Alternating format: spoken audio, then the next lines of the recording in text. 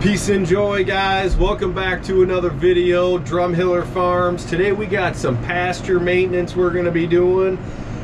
We just pulled some cows out of this couple pastures and we're going to be doing a little bit of clipping. You've heard me say in other videos I don't really believe too much in clipping pastures. That's because I don't believe in clipping seed heads. I do believe in clipping some pastures every, maybe 4 or 5 years if that's what it takes to get rid of some weed pressure. And that's what we're going to be doing today. So come along and stick around to the end of the video because we're going to be sorting some cattle. Thanks for watching. All right, guys, so this is what I'm trying to get rid of. There's a patch of these bull thistles right here. You can see there's about a dozen or so of them right in this area.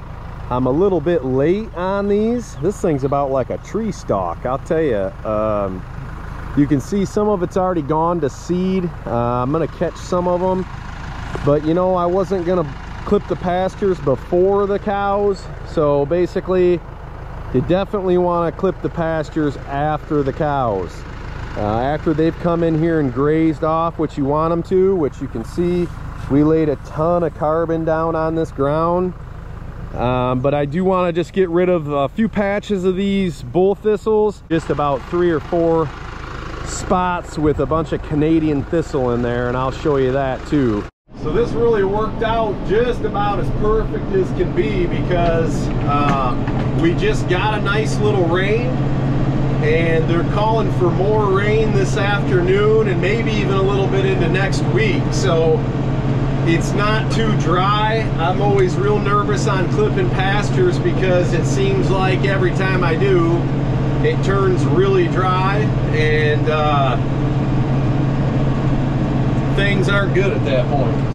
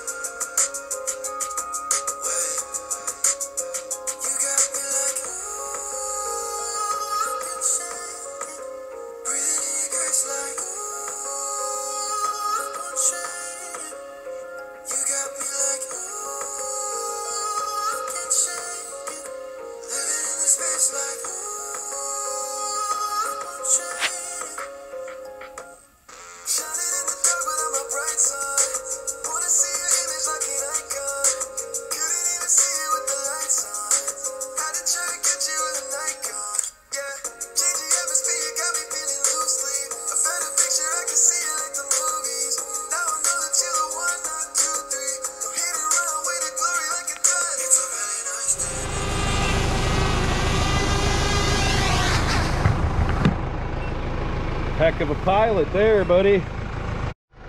All right, this is why it's a little bit hard for me to clip pastures sometimes. I mean, these are all cockerburros plants, and I'll tell you, the cows just stripped every single one of them of their leaves. Now that guy's having a bad day, and they call them weeds, but in the cattle business, there ain't a whole lot of weeds.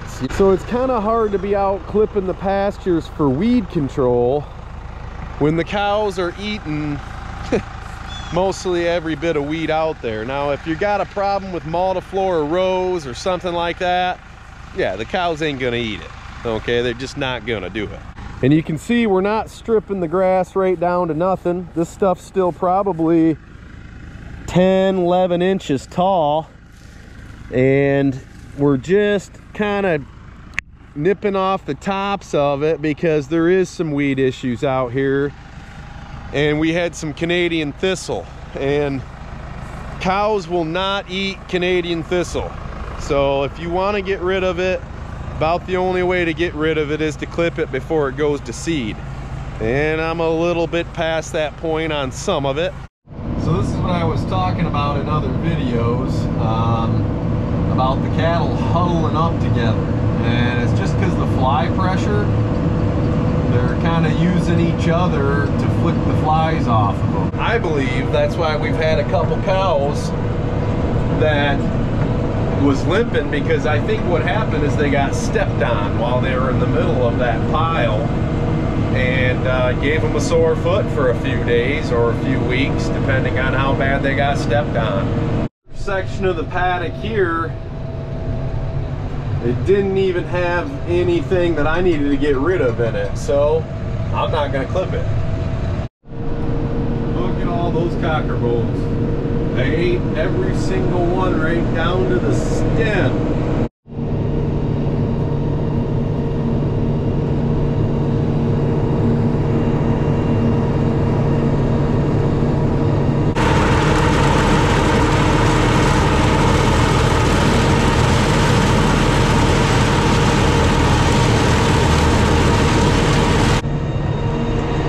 Nasty stuff, let me tell you. I'm sure somebody's gonna comment and say, hey, you know, you're a little late on that, and I know I am. But we had cattle scheduled to be in here, and it turned in a couple days. When we put the cattle in here, there was almost nothing gone to seed. And it was 4 days we got out of this field, and it was another 2 days before I had time to get out here and do this. All right, guys, it is the next day, and we gotta run cattle, sort cattle, because we're taking cattle in tomorrow morning.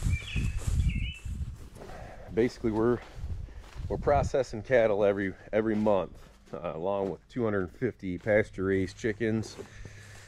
We're going to be doing somewhere between 2 to 4 head of cattle every month as well. I got to hook the forks up to the New Holland because I've got some cattle panels out in the middle of a field, and we need those for our sorting pen so we don't have one of those crazy steers jump over the top of the fence again. That's the field we're going to be hitting next. You can see it's got that multi-species annual mix that we planted into there early this spring. Guys, we got so much stuff to get done on the weekends. I mean, it's sometimes becomes a little overwhelming. Last night was kind of one of those nights. I actually had a hard time sleeping just because I was thinking of all the stuff that we had to get done today and then tomorrow before going back to the city business and getting into that grind. It gets a little bit overwhelming sometimes, and that's when I have to rely on the strength from above. The one that lives inside of me, I know, really gives me all the strength I need to do it all, and really just letting him guide me is really where my help comes from. I mean, people ask all the time, hey, how do you do everything you do and get everything done? And it's like, well, I'm not alone. I'm never alone.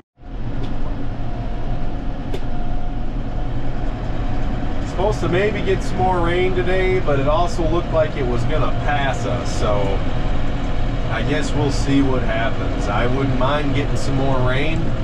I'd prefer it came after we get done working this cattle. But if it does start raining on us while we're out there, I'm not going to complain about that either.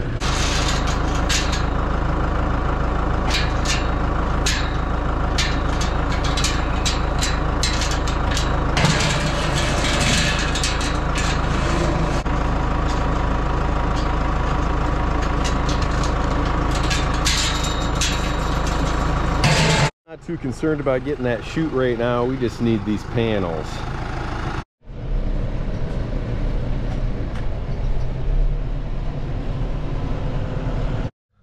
So if you guys have been watching the channel, I think it was 2 videos ago, we put the new steers that we just picked up in this little corral, and we noticed them pacing that fence back and forth, and we both said, hey, it looks like he wants to jump that. And we said, nah, he ain't gonna jump that.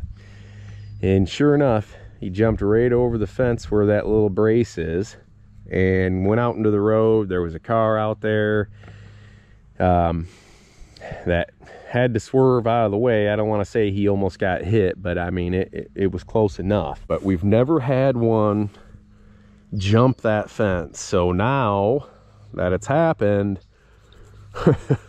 we know we're gonna block that off, because those steers are gonna be in this group, and I'm not gonna deal with that again.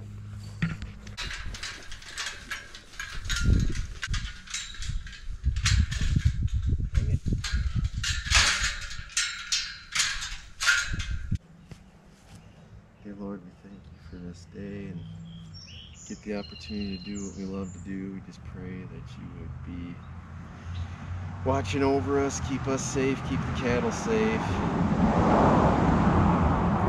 I just pray that you would give us patience, and me especially, in Jesus' name. Amen. All right, we got a laneway set up here and blocking off those hay bales as well, but this laneway goes right into our corral system, and we're gonna sort out some heifers because the bull's gonna be going in. We're also going to sort out 4 to take in for processing tomorrow. Yeah, she's walking a lot better.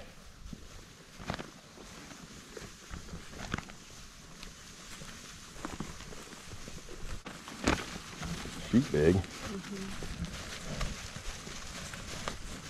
Oh, they're already in there.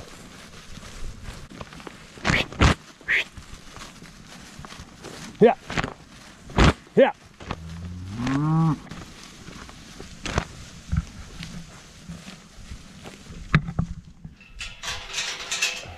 Come on.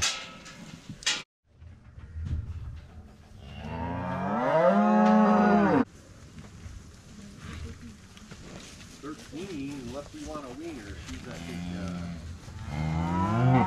come on. Come on, buddy. Hey.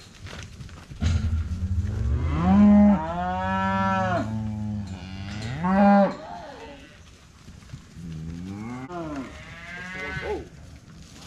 this one left here.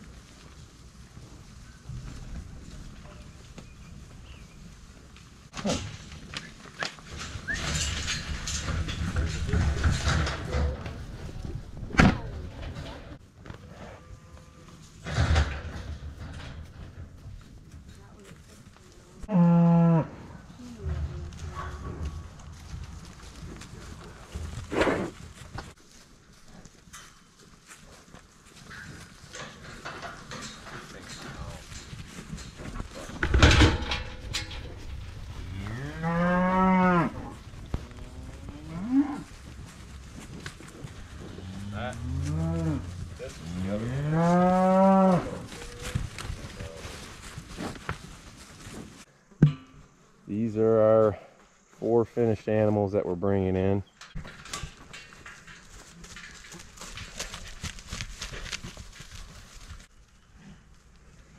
Really nice steer there. We're just about pooped. We still have to do chicken chores. So, got a few hundred chickens we got to move yet.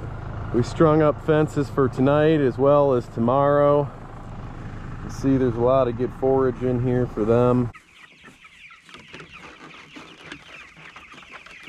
So we're trying to hurry up and get chores done for chickens because we contacted our processor, and that's why we love them so much. Said he's packing, shout out. Said, hey, can we just bring those things in tonight? Sunday night, mind you. Yeah, you want me to meet you there to bring you your chicken too? Because your chicken's all done. Absolutely. Sunday night, what'll it be? So we're in a race to 8:39? get chicken chores done. We started at 7:03. I'll tell you what time it is when we're done. Hurry up, hurry up. 7:03 was the time. We're about 7:10 right now. Don't mess around when there's two people. This is pretty quick, pretty easy. I think my pants can stand up on their own. I haven't washed these chore pants Well, I gotta change my shirt before we go, I can tell you that, because this thing's soaked. I mean, I'm gonna call it 7:10. I You mean, want this hose? 7:10 on the money.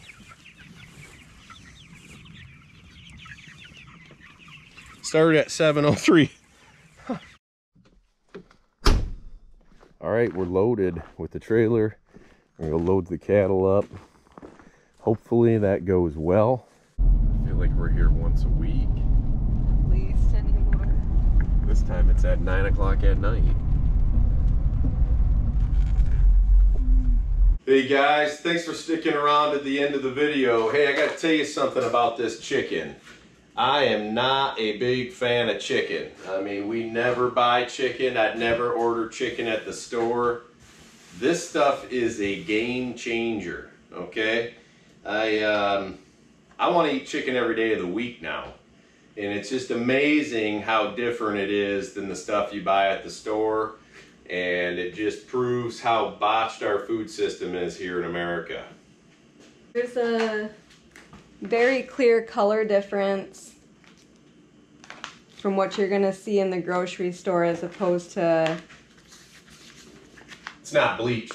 the yellow goodness. Yeah, it's the color it's supposed to be. Mm-hmm. All right, we're gonna call it a night. Thanks for watching our video. It's about 11:15. We got a lot of work to do in the morning still, so, and we gotta take care of these boxes yet tonight. Well, the boys will probably do that.